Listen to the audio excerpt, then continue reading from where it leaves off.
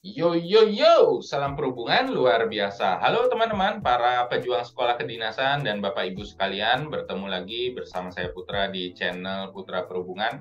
Konten sederhana namun penuh makna. Di video kakak sebelumnya, kakak sudah menjelaskan mengenai peluang kelulusan dari setiap sekolah kedinasan di bawah Kementerian Perhubungan untuk tahun 2022. Dan di video kali ini kita akan membahas terkait dengan jumlah peluang kelulusan setiap matra di sekolah kedinasan di bawah Kementerian Perhubungan untuk tahun 2022. Nah, sebelumnya kakak ingin menceritakan dulu bagi teman-teman yang belum mengetahui bahwa ada 3 jenis matra di sekolah kedinasan Kementerian Perhubungan, di mana yang pertama yaitu matra udara, yang kedua yaitu matra laut, dan yang ketiga ada matra darat.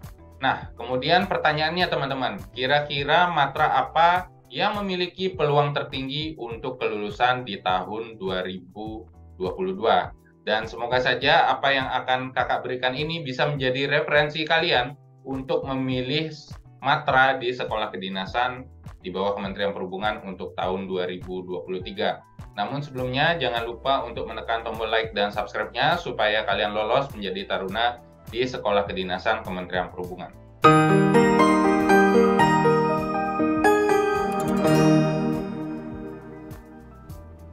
Baik teman-teman, langsung saja kita menuju ke pembahasannya, di mana di sini kakak akan memberikan dulu pertimbangan dalam memilih matra di sekolah kedinasan Kementerian Perhubungan. Di mana pertimbangan yang pertama dan utama tentu saja kalian harus melihat peluang kelulusan tertinggi dari setiap matra di sekolah kedinasan Kementerian Perhubungan. Nah, di sini teman-teman kakak sudah menyiapkan data jumlah formasi dan pelamar untuk tahun 2022 di setiap matra sekolah kedinasan perhubungan, di mana untuk matra udara memiliki kuota formasi sebanyak 1094. Kemudian untuk matra laut memiliki kuota formasi 976, dan untuk matra darat memiliki kuota formasi 1490. Kemudian untuk jumlah pelamar teman-teman, di matra udara memiliki jumlah pelamar 10.736 orang. Dan untuk matra laut memiliki jumlah pelamar 7.227 orang. Dan untuk matra darat memiliki jumlah pelamar sebesar 25.193 orang. Kemudian kita lanjutkan terkait dengan data jumlah kelulusan pelamar tahun 2022 di setiap matra sekolah kedinasan perhubungan. Nah, untuk di matra udara teman-teman, di mana untuk jumlah kelulusannya yaitu sebanding dengan jumlah formasi yang tersedia, di mana sebesar 1094 orang. Kemudian yang di matra laut yaitu tingkat kelulusannya adalah 976 orang. Kemudian untuk matra darat adalah 1490 orang. Kemudian untuk matra laut yang tidak lulus adalah 9.642. Kemudian di matra laut ada 6.251, dan untuk matra darat ada yang tidak lolos sebesar 23.703 orang.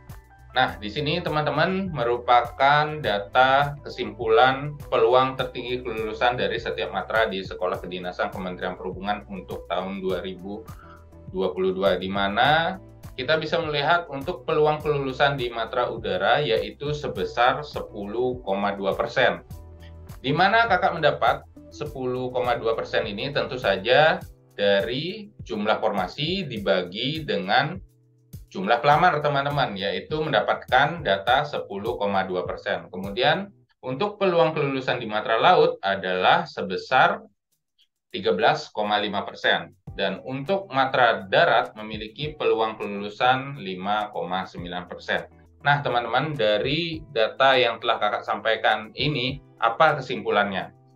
Kesimpulan yang pertama adalah untuk peluang kelulusan dimiliki yang paling tinggi adalah di sekolah kedinasan perhubungan matra laut, teman-teman, di mana peluang kelulusannya adalah 13,5%. Dan yang paling rendah ada di matra darat, yaitu sebesar 5,9%.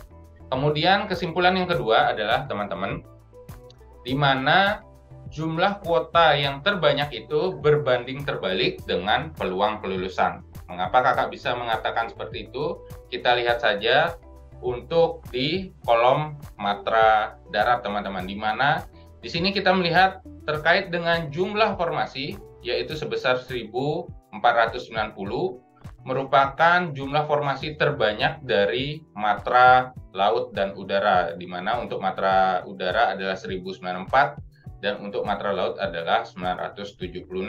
Namun teman-teman, kita bisa melihat peluang kelulusannya, di mana malah lebih sedikit, yaitu 5,9% dibandingkan dengan matra-matra lainnya. Nah, di sini seperti yang kakak sampaikan tadi, bahwa kesimpulannya adalah jumlah kuota yang terbanyak itu bisa saja berbanding terbalik dengan peluang kelulusan. Makanya mulai sekarang kalian harus hati-hati dalam memilih memilih matra di sekolah kedinasan perhubungan supaya kalian bisa lolos menjadi taruna di sekolah kedinasan. Oke, kita lanjut menuju ke pertimbangan yang kedua dalam memilih matra di sekolah kedinasan di bawah Kementerian Perhubungan, yaitu yang kedua adalah mengetahui lokasi sekolahnya. Nah, di sini kalian juga harus mempertimbangkan kalau memang sekolah perhubungan yang kalian incar itu memiliki peluang kelulusan yang tinggi, syukur-syukur bisa dekat dengan lokasi domisili tempat tinggal kalian. Kenapa kalian harus mempertimbangkan sekolah itu harus dekat dengan domisili kalian? Karena tentu saja itu akan menghemat dari biaya pulang pergi kalian dari sekolah menuju ke tempat tinggal kalian pada saat nanti, baik itu izin bermalam, izin pesiar, atau bahkan libur semester. Dan kemudian keuntungan yang keduanya tentu saja kalian akan lebih dekat dengan keluarga dan orang-orang yang kalian cintai. Kemudian pertimbangan yang ketiga adalah mengetahui biaya pendidikan. Di video kakak sebelumnya, kakak sudah mereview terkait dengan jumlah biaya-biaya pendidikan dari setiap matra di sekolah kedinasan di bawah Kementerian Perhubungan. Dan menurut kakak, kesimpulannya matra udara memiliki biaya tertinggi dalam hal biaya pendidikan dibandingkan matra yang lainnya, teman-teman. Untuk matra laut dan darat sih kakak rasa masih hampir-hampir sama, tidak setinggi dari matra udara.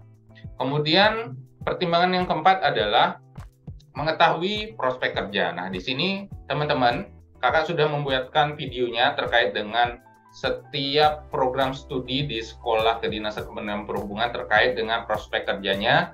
Silakan kalian pelajari mana kira-kira yang klik dengan passion kalian, supaya nanti pada saat bekerja tentu akan menghasilkan hal yang baik, dimana kalau memang sesuai dengan passion kalian, tentu kalian akan semangat dalam hal bekerja ya teman-teman. Dan tentu saja kalian harus juga mengetahui terkait dengan di mana nanti saya akan bekerja, yaitu lokasi tempat kerja. Jangan sampai kalian yang memang tidak bisa berenang memilih lokasi tempat kerja di laut yang memang kawasan bekerjanya itu dilingkupi oleh perairan. Nah, jadi mulai sekarang kalian harus mengetahui prospek kerjanya dan lokasi tempat kerjanya itu di mana. Dan pertimbangan yang terakhir adalah jenjang pendidikan. Nah, di sini teman-teman, untuk jenjang pendidikan kakak bisa memberikan jawaban bahwa matra darat memiliki peluang paling bagus terkait dengan jenjang pendidikan. Kenapa kakak menyampaikan seperti itu? Karena hanya atau baru matra perhubungan darat saja yang memiliki kelas lanjutan dari Diploma 3 menuju ke Diploma 4 yang berada di PTDI STTD dengan masa jangka pendidikan hanya 10 bulan saja. Sedangkan untuk matra udara dan laut masih belum menyediakan ya teman-teman. Namun teman-teman, bahkan di perhubungan matra darat dan juga matra laut itu sudah menyediakan yang namanya kelas untuk lanjutan dari S1 sampai ke dengan S2.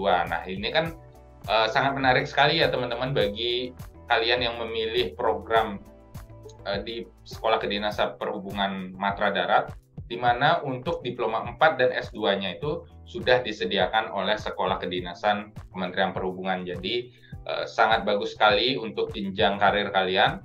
Namun untuk matra udara dan laut, kalian juga jangan berkecil hati karena kalian masih bisa untuk melanjutkan pendidikan di perguruan tinggi negeri atau swasta ya teman-teman. Namun biasanya kalian akan menempuh jenjang pendidikan selama 3 semester atau 1,5 tahun. Jadi demikian pertimbangan dalam memilih patra, yaitu terkait dengan peluang kelulusan, lokasi sekolah, mengetahui biaya pendidikan, mengetahui prospek kerja, dan jenjang pendidikannya. Semoga bisa menjadi referensi bagi kalian untuk semakin matang dalam memilih formasi di sekolah kedinasan di bawah Kementerian Perhubungan untuk tahun 2023. Demikian video kakak hari ini, semoga bisa menginspirasi dan sampai jumpa di video selanjutnya.